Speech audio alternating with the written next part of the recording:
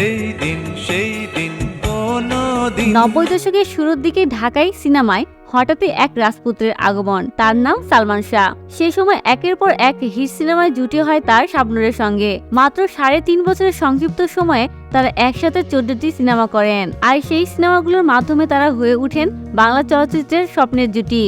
কিন্তু সেই সোনালী সময় এখন কেবলই অতীত, মানুষটি নেই, কিন্তু সালমান শাহ আর শাবনূরের সেই জুটি এখনো কোটি মানুষের হৃদয়ে অমর। সম্প্রতি অস্ট্রেলিয়া থেকে গণমাধ্যমের সঙ্গে কথা বলেছেন শাবনূর। প্রথমবারের মতো সালমান শাহের সঙ্গে তার প্রেমের গুঞ্জন নিয়ে খোলামেলা কথা বলেছেন তিনি। শাবনূর বলেন, আমাকে আর সালমান শাহকে নিয়ে মানুষ অনেক গল্প বানিয়েছে, কিন্তু সত্য হলো আমাদের মধ্যে কোনো প্রেমের সম্পর্ক ছিল না। সে আমাকে নিজের ছোট বোনের মতো দেখতো। সালমান শাহর সহকারী মনসুর আলীও একই কথা জানান।